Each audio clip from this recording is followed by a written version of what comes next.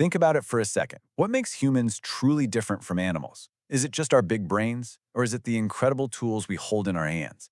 From the very first sharp stone to the latest artificial intelligence on your smartphone, our tools actually define who we are.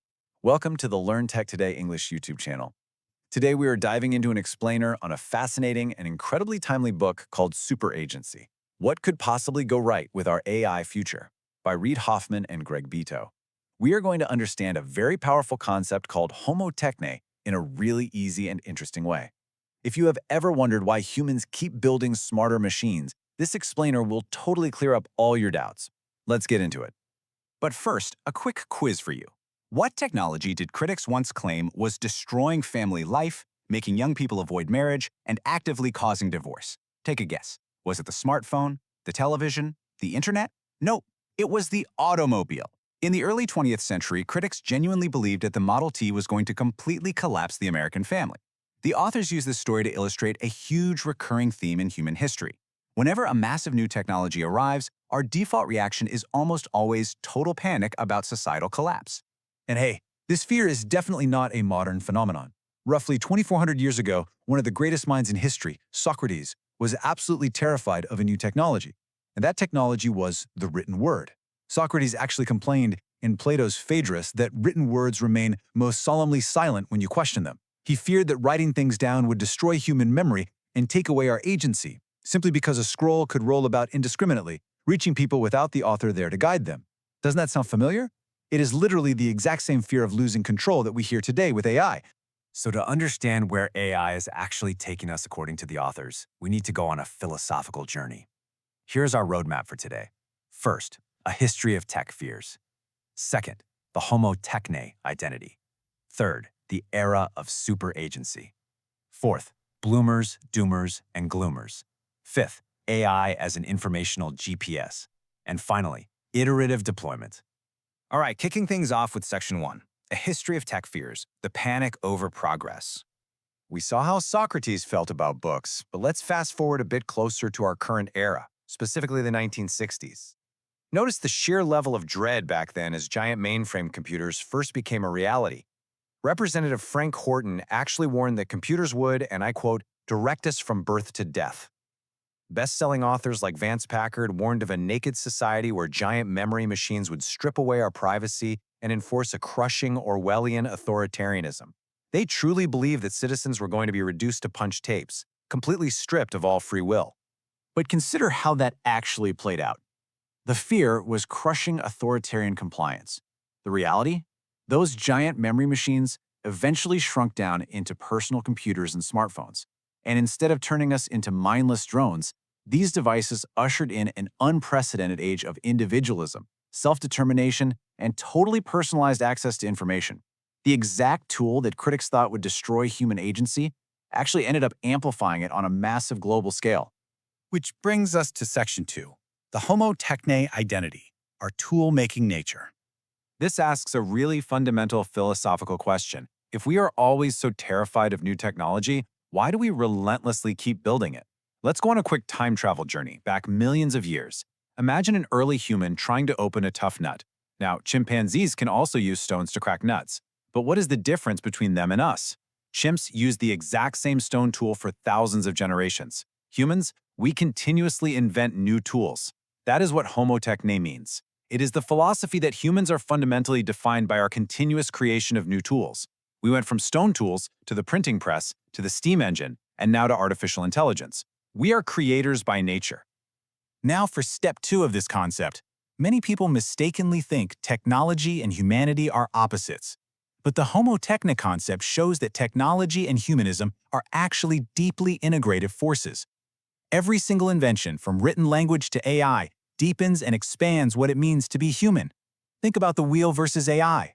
Thousands of years ago, we invented the wheel to save our physical energy and travel faster. Today, we invented AI to save our mental energy and solve complex problems faster.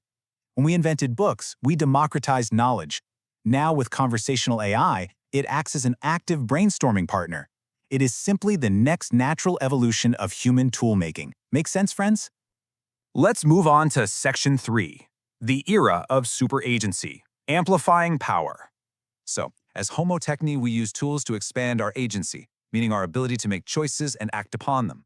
The authors draw a brilliant direct analogy here. Consider the Industrial Revolution. Before the 1700s, human progress was strictly limited by our physical energy, literally just our muscle power. Then, the steam engine gave us synthetic energy. It amplified our physical power, leading to massive scale and physical mobility. Today, with the AI revolution, large language models are providing us with synthetic intelligence. Just as steam power conquered our physical limits, the authors suggest AI is conquering our cognitive limits. When intelligence becomes a highly configurable, self-compounding tool, we achieve what they call superagency, a state where our capacity to make choices is exponentially magnified.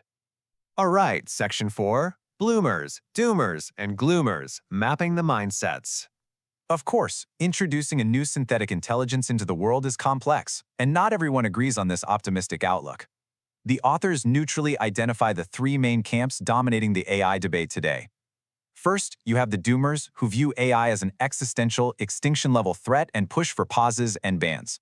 Then, the gloomers, who worry about societal immiseration and view data collection purely as extractive surveillance capitalism, so they advocate for heavy, top-down regulation. And finally, you have the bloomers, which is the camp the authors align with. Bloomers see AI as a tool to amplify agency. The absolute starkest contrast here is how they view data. While gloomers see it as extraction, bloomers view it as data agriculture. You plant a seed, you iterate, you grow, and you cultivate a resource that ultimately benefits the entire ecosystem. Which brings us to Section 5. AI as informational GPS, navigating the 21st century. So how exactly does this new synthetic intelligence help us in our daily lives? The authors use a very practical analogy: AI as an informational GPS. If you think back to the year 2000, people were actually quite terrified of GPS. The idea of mapping every meter of the physical planet felt like a massive invasion of privacy. Yet today, we rely on it completely to navigate our physical world. Large language models do the exact same thing for our informational world. They synthesize vast language flows, acting as a personal mobility machine for your cognition. Just as GPS democratized physical navigation so you never get lost, AI democratizes specialized intelligence, whether that is medical, legal, or coding expertise. It extends your individual will and helps you navigate complex 21st century data. Finally, Section 6, Iterative Deployment, the Path Forward. If we want a positive AI future, and this tool acts as our cognitive GPS, how do we safely build and guide it? The authors argue strongly against trying to meticulously design the future from the top down. Instead, they advocate for iterative deployment. This is a practical four-step loop. 1. You release the technology incrementally to the public. 2. You gather real-world, hands-on user feedback. 3. You adapt and course-correct based on actual evidence, not just theories. And 4. You improve safety and capabilities for the next version. Learning in the real world heavily favors flexibility over rigid master plans. This leads to a pretty counterintuitive takeaway from the source material. Innovation is safety. Often, we think of regulators and entrepreneurs as total opposites, but moving quickly and putting tools in the hands of the public doesn't mean abandoning safety at all. Actually, permissionless innovation invites massive public scrutiny. Getting millions of people to use a tool stress tests it, leading to much faster improvements and ultimately a much safer, more trustworthy product than one built in secret behind closed doors. To wrap all of this up, the authors suggest we navigate this future using a techno-humanist compass. Rather than a strict, unchangeable blueprint, a compass is dynamic. It allows us to orient, course-correct, and find our way forward. If you are preparing for an exam on technology, sociology, or AI, jot these specific points down. Remember that Homo Techne means humans are defined by continuously creating tools. Remember that technology and humanism are deeply integrative. And remember the virtuous cycle where human innovation constantly expands our agency. Here's a quick, smart memory trick for you. Just remember the word tool. T is for technology is our fundamental human nature. O is for overcomes our physical and mental limitations. The second O is for opens new ways of living and interacting. And L is for levels up our human agency and power of choice. In short, being Homo Techne means that building tools is written right into our human DNA. We shouldn't fear technology as something anti-human. Artificial intelligence is simply the newest, most advanced expression of our human desire to expand our potential and increase our agency. Remember, my dear students, you are the creators of tomorrow. Technology is just a tool, but you are the mastermind holding it. Upgrade your skills, use AI to your advantage, and become absolutely unstoppable. So as we step into this era of super agency, what will you choose to build with your newly amplified human potential? If you found this explainer helpful, please like, share, and subscribe to the Learn Tech Today English channel. Don't forget to press the bell icon so you get our latest educational video notifications first. See you in the next learning video.